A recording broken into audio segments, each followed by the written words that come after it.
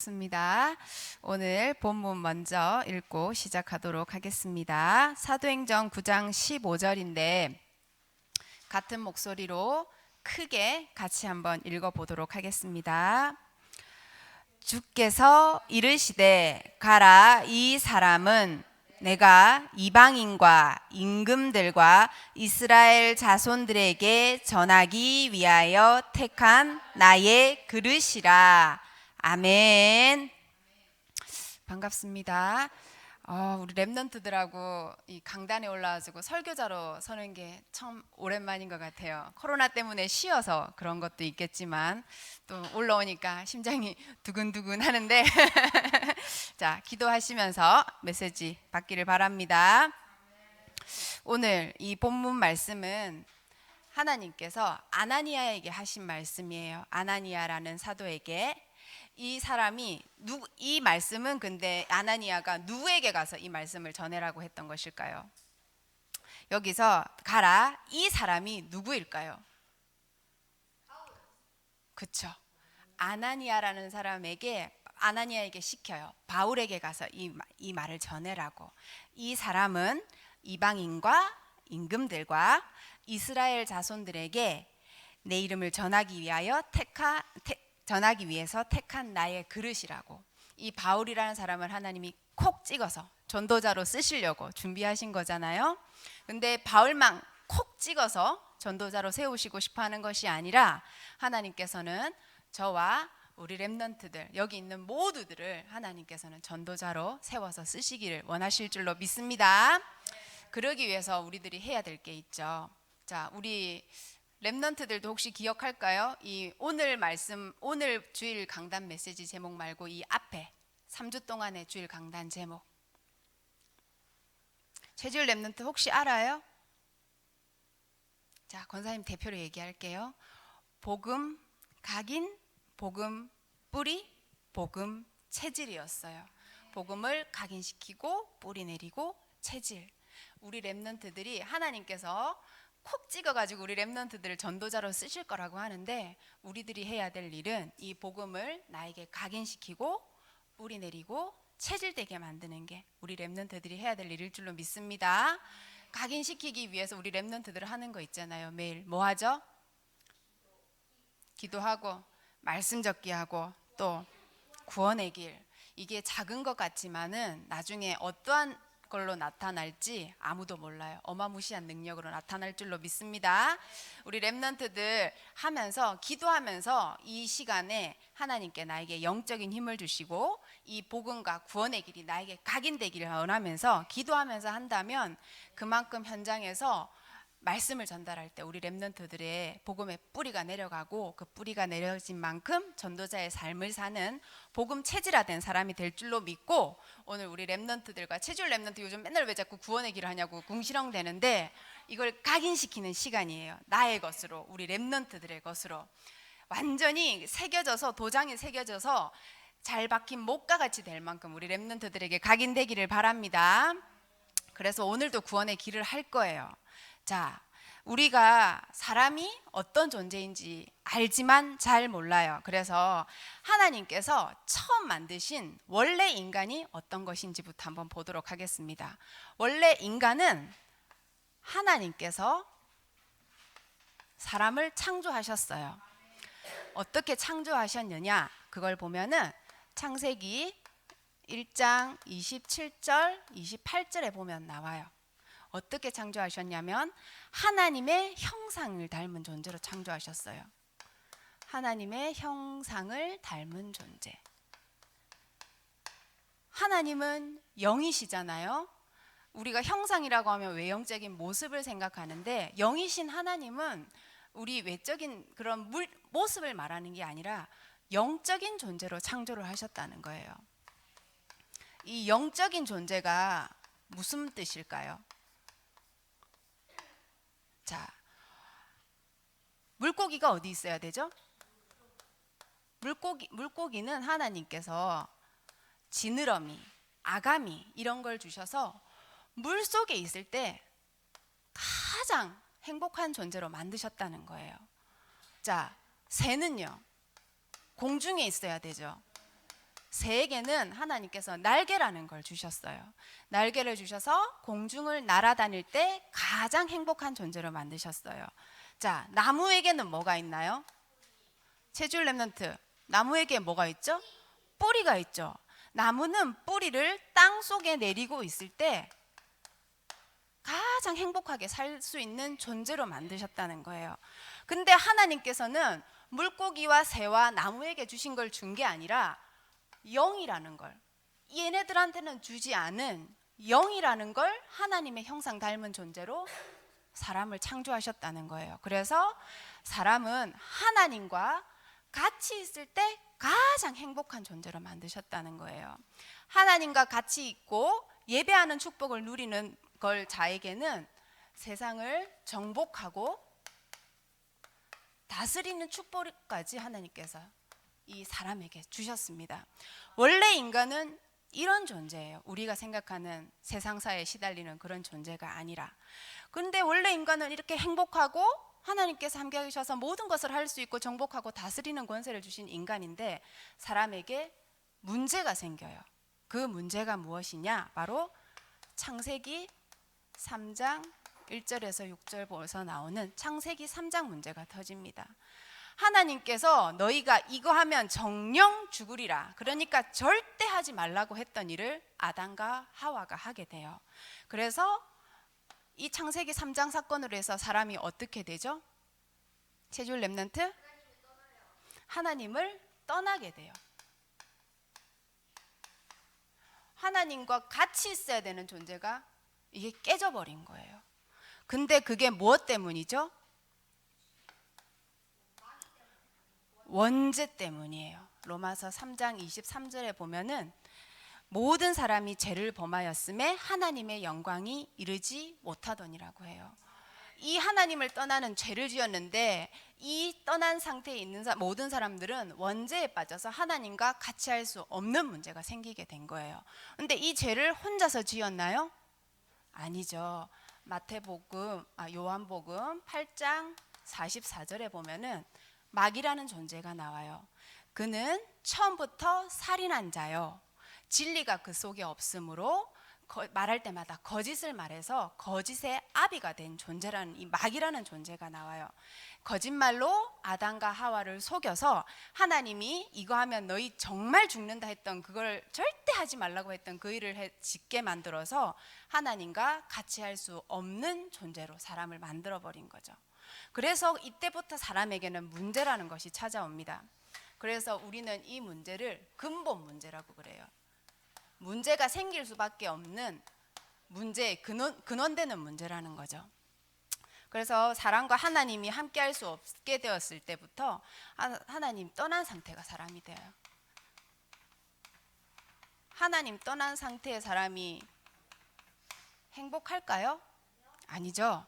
하나님 떠난 상태의 사람은 첫 번째 어떤 변화가 생기느냐? 영적으로 영적 문제가 먼저 찾아옵니다. 자, 영적 문제는 어떤 문제냐? 요한복음 8장 44절에 너희는 너희 아비 마귀에게서 났으니 육신의 부모는 엄마 아빠라는 존재가 있지만 나의 영적인 부모가 누구라고요? 제줄 랩넌트? 마귀죠. 앞을 보세요. 앞을 보고 얘기하세요. 영적인 신분이 변해버려요. 신분이 하나님 자녀였는데 마귀 자녀가 되어버린 거예요. 어쩔 수가 없어. 하나님 자녀가 아닌 자는 마귀가 잡아서 놓아주지를 않기 때문에. 자, 이 마귀 자녀가 된 사람이 할 수밖에 없는 게 있어요. 그게 무엇일까요? 그렇죠. 우상숭배. 에베소서 2장 2절에 보면은 이런 말씀이 나오죠. 세상 풍조를 따르고 공중의 권세 잡은 자를 따랐으니. 세상의 풍조를 따르는 게 뭐가 있을까요? 자, 제사 지내요. 우리나라로 생각하면 제사 지내죠. 굿하죠. 점치죠. 뭐 이런 거는 우리 랩런트도 하도 들어서 알 거예요. 혹시 동지 팥죽이라고 알아요? 뭐예요? 그쵸. 동짓날은 밤이 제일 긴 날을 말하는 거예요. 그날 동짓날에 팥죽을 쓰는 거예요. 중국에도 있는지는 모르겠는데 박 집사님 있어요? 있어요? 팥죽을 왜 쓸까요? 왜 귀신 물러가라고 팥죽을 쏠까요? 팥죽이 빨간색이잖아. 완전 피 색깔은 아니지만 빨간색이잖아. 곡물 중에서. 그러니까 피를 대신해서 우리 때는 그것도 했어요. 팥죽을 쏘아서 먹는 것뿐만 아니라 팥죽을 벽에 뿌렸어요. 뭐 생각나요? 그쵸? 6월절 문설주 하는 것처럼 따라한 건지 아닌지는 모르겠지만 정말 권사님 어릴 때 벽에다가 뿌렸어요. 동지 팥죽을. 귀신 물러가라고. 팥죽 칠한 집은 귀신 안 들어온다고. 세상 풍조를 따르면서 이런 거를 하는 거예요. 어쩔 수가 없어. 공중의 권세 잡은 자를 따라야 되기 때문에. 근데 하나님께서는 이걸 뭐라고 하셨냐면 고린도전서 10장 20절에 이방인이 제사하는 거는 귀신에게 하는 거라고 했어요. 귀신 물러가라고 귀신 불러들이는 꼴인 거죠. 우리 랩런트들이 지금은 하나님 자녀니까 아니지만 마귀 자녀가 할 수밖에 없는 게 우상 숭배, 귀신을 따르는 삶을 살 수밖에 없게 되는 거예요. 자, 이런 사람들이 행복하지가 않겠죠. 하나님을 닮아서 영적인 존재로 만들었는데 하나님, 참 행복이신 하나님을 떠나서 귀신을 섬길 수밖에 없으니까 그 다음으로 문제가 오는 게 정신 문제가 올 수밖에 없어요. 자, 하나님 떠난 사람은 우선 마음이 불안할 거예요. 그죠? 참 아버지이신 하나님을 떠났잖아요. 불안하고 염려하고 걱정되고 스트레스 받고 우울하고 이런 거 안 겪어본 사람 없을 거예요. 그죠? 이 세상 사람들은 이거를 기본으로 깔고 살아가는 거예요. 하나님께서는 이런 사람을 보고 뭐라고 하셨냐면 마태복음 11장 28절에 수고하고 무거운 짐진 자라고 하셨어요. 내 인생의 모든 문제를 내가 끌고 지고 걸어가야 되는 거죠. 이렇게 힘들게 살다 보니 사람들에게는 육신 문제까지 올 수밖에 없게 됩니다. 사도행전 8장 4절에서 8절에 보면은 이런 말씀이 나오죠. 많은 사람에게 붙었던 더러운 귀신 들린 병자와 못 걷는 사람들이 소리 지르며 나가고 또 많은 중풍병자와 못 걷는 사람들이 나으니 그 성에 큰 기쁨이 있더라. 이 육신 문제라는 거는 우리 체주울 랩런트가 어느 날 자전거를 타다가 넘어져서 발등이 찍힌 상처가 나고 아유 친구하고 놀다가 잘못 넘어졌는데 뼈가 부러지고 이런 육신 문제 고통을 얘기하는 게 아니에요. 영적인 것이 원인인 육신 문제를 말하는 거예요. 7절에 보면 더러운 귀신 들린 자와 중풍병자들이 나오죠. 귀신, 이 영적인 질병을 통해서 주어져서 육신 문제까지 오게 하는 그런 걸 말하는 거예요. 귀신이 가져다 주는 이 병의 특징은 뭐냐면 이름이 병원에 가도 진단이 잘 안 나와요. 흔히 말하는 불치병, 난치병인 거죠. 그리고 중독이에요. 중독. 자, 대를 타고 내려오는 알코올 중독, 대를 타고 내려오는 담배 중독, 가문 대대로 내려오는 이런 것들, 그리고 대를 타고 내려오는 암이 있어요. 아버지가 간암인데 자식도 간암이고 손주도 간암이야. 할아버지가 폐암인데 자식, 손주들이 다 암인 거예요. 이렇게 영적인 것이 원인이 되어서 오는 이 육신 질병에까지 시달리게 됩니다. 이러다 죽으면 끝나겠지. 하지만 그게 아니에요. 이런 사람들은 내세 문제까지 문제가 오게 됩니다. 내세 문제가 뭘까요? 그렇죠. 히브리서 9장 27절에 보면은 사람이 한 번 죽는 것은 정하신 것이요 그 이후에는 심판이 있느니라. 이렇게 고통받으면서 사는데 죽어요. 어쩔 수가 없어요. 한 번 사람은 누구나 죽게 되어 있어요. 근데 심판을 받아. 여기서 살던 것도 힘든데 영원한 지옥에서 영원한 고통을 맞이하게 되는 거죠. 근데 여기서 끝이면 너무 좋아. 여기서 끝이 아니에요. 후대 문제에게 이 문제가 내려가는 거예요. 내가 겪었던 이 고통을 내 자식들에게까지 내려준다는 거죠. 출애굽기 20장 4절에서 5절에 보면은 하나님은 질투의 하나님이래요. 나를 사랑하는 자는 천대까지 축복하지만 나를 미워하는 자는 아버지에서 아들까지 3, 4대까지 저주를 한대요. 근데 권사님이 생각을 해봤어. 하나님 사랑하는 자는 1000대까지 축복을 한다는데 왜 우상 숭배자는 3, 4대까지만 저주를 할까? 너무 짧잖아. 한 100대 저주해야지. 100대. 그쵸? 3, 4대까지만 저주해도 가문의 씨가 마른다는 거죠. 눈으로 봐서 알겠어요. 정말 할머니가 우상을 섬겼는데 3대까지 내려가니까 4대 내려갈 것도 별로 없겠더라고요. 보니까 그냥 그 가문이 그렇게 끝나는 거예요. 그냥 자, 후손들이 고통을 받아서 3, 4대까지 내려가고 자시고 할 게 없는 거야. 3, 4대까지만 지나도 가문이 없어질 만큼 저주를 받는다는 거죠. 그래서 사람들이 여기에서 영적인 문제, 우상숭배 문제, 정신 문제, 육신 문제, 내세 문제, 이 후대 문제를 이 세상에 사는 모든 사람들이, 지금 사람뿐만 아니라 과거에 있던 모든 사람들도 이 문제를 겪은 거잖아요. 그래서 사람들이 이 문제에서 빠져나오려고 여러 가지 방법들을 다 찾아내요. 그 중에 하나가 뭘까요? 종교죠. 이 문제에서 빠져나오려고 하나님 대신에 다른 우상을 만들어 놓은 게 종교인 거예요. 근데 이 강을 넘어가지를 못하는 거죠. 철학을 생각해내요. 뭐 권사님이 많은 철학자를 알지는 못하지만 내가 말하는 사람은 누가 들어도 알 거야. 소크라테스, 너 자신을 알라. 소크라테스 제자 플라톤이 무슨 말을 했는지는 모르겠지만 그 사람들도 이 여기에 있는 이 문제를 해결할 방법이 뭘까 하고 생각하다 하나 보니 이 철학이라는 게 만들어진 거예요. 자, 선행을 하려는 사람도 있어요. 내가 착하게 살면 이 문제에서 빠져나올 거야. 요즘은 뭐가 판을 치죠? 과학, AI. 뭐 저기 TV에서 보니까 이 코로나도 AI를 통해서 해결책을 찾느니 어쩌느니 그러더라고요. 하지만 이 영적인 와 있는 이 문제는 AI도 과학도 절대 해결할 수가 없어요. 사람의 힘으로는 절대 해결할 수가 없는 거죠. 그래서 하나님이 주신 해결책이 있어요. 그게 바로 로마서 5장 8절. 우리가 아직 대응되었을 때에 예수 그리스도께서 죽으심으로 하나님께서 우리에 대한 사랑을 확증하셨느니라. 그분이 바로 하나님이 우리에 대한 사랑을 확증하신 방법이 바로 예수 그리스도이십니다. 예수님은 이름, 그리스도는 그분께서 하신 일. 그분께서 하신 일 첫 번째, 참 선지자. 요한복음 14장 6절.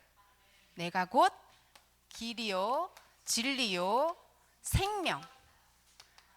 오셔서 하나님 만나는 길을 열어서 우리가 하나님 떠난 문제를 해결해 주셨어요. 자, 두 번째 뭔가요? 제주 렘넌트? 제사장이죠.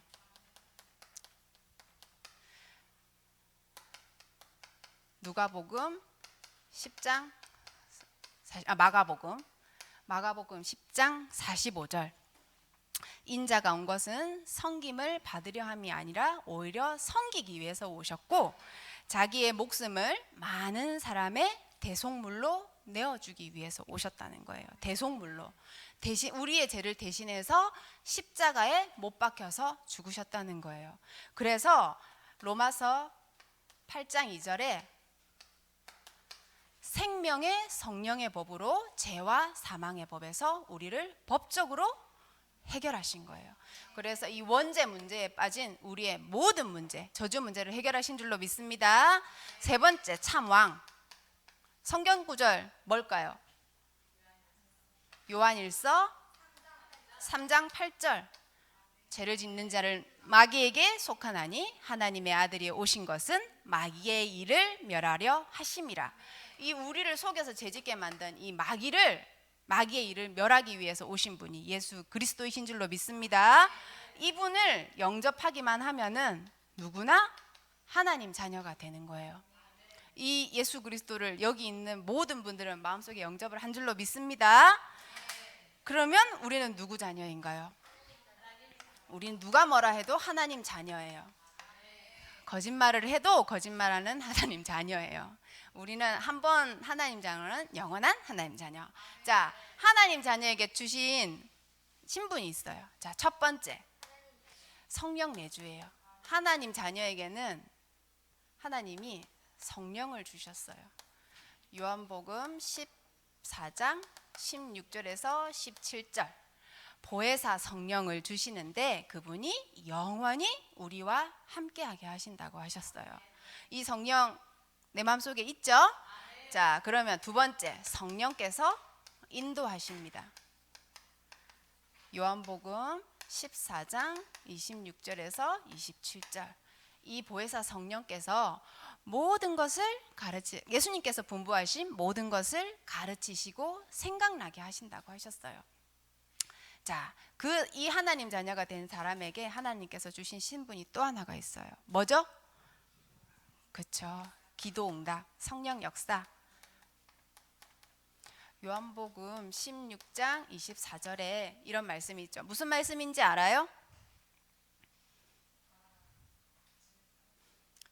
너희가 지금까지는 내 이름으로 아무것도 구하지 않았는데 구하라. 그리하면 너희 기쁨이 충만하리라. 너희 기쁨이 충만하대요. 어느 날 권사님이 체주얼 랩넌트하고 티격태격 싸웠는데 내가 복음적으로 복음 양육을 못해서 그렇다 싶은 생각이 들었고 막 우울하다가 이 성경 구절이 나오는 거예요. 그렇지, 하나님이 나에게 기도 제목을 주신 거지 내가 우울할 게 아니구나 하는 생각이 들더라고요. 문제도 기도거리고 하나님이 나에게 주시는 모든 것들을 기도로 연결시킬 줄 아는 우리 랩넌트들이 되기를 바랍니다. 그리고 우리가 기도할 때 무슨 일이 벌어지죠? 흑암이 결박돼요. 흑암 결박. 누가복음 10장 19절 뱀과 정갈을 밟으며 원수의 모든 능력을 제어할 권능을 우리에게 주셨다고 하셨어요. 이 권능을 날마다 사용하는 저와 여러분들 되기를 바랍니다.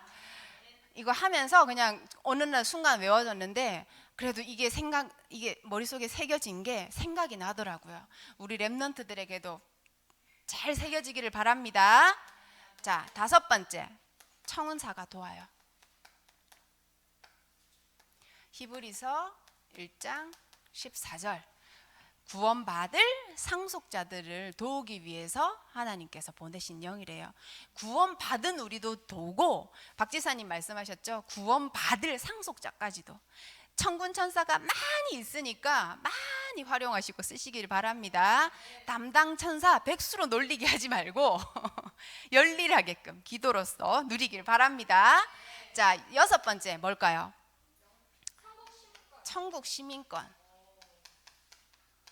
자, 성경 말씀은 빌립보서 3장 20절 우리의 시민권은 하늘에 있는지라. 자, 시민권이 하늘에 있대요. 시민권. 우리 랩넌트들은 잘 모르겠지만 예은이는 알라나? 우리나라 사람들이 한동안 내 자녀에게 미국 시민권이란 걸 만들어주기 위해서 원정 출산이라는 걸 갔어요.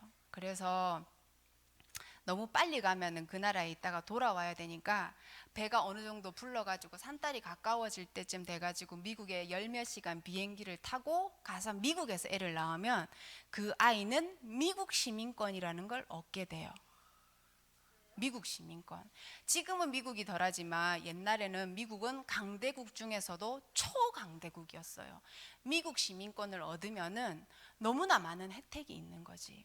미국이 너무나 강하고 좋은 나라이기 때문에 무비자로 들어갈 수 있는 나라도 많고 그 나라에 가서 그 나라의 법의 보호를 받는 게 아니라 미국 법의 보호를 받는 거예요. 그렇기 때문에 아는 사람들, 능력 있는 사람들, 돈 있는 사람들은 내 자식에게 한국 시민권도 주지만 미국 시민권이라는 시민권을 주기 위해서 원정 출산까지 마다하지 않는 거예요. 그러다가 비행기에서 아기 낳은 사람도 있어요. 그 정도로 시민권이 엄청난 거거든요. 미국의 시민권도 엄청난데 우리 랩넌트들과 저는 어디의 시민권을 가진 사람이라고요? 천국의 시민권을 가진 사람이에요. 흑암을 결박할 수 있고 천사가 오고 보좌의 배경이 나의 뒷배경인 천국 시민권을 가진 저와 여러분인 줄로 믿습니다. 이 천국 시민권을 가진 사람에게 하나님이 또 축복하신 게 있어요. 뭘까요? 세계복음화예요. 성경 구절은 마태복음 28장 16절에서 20절.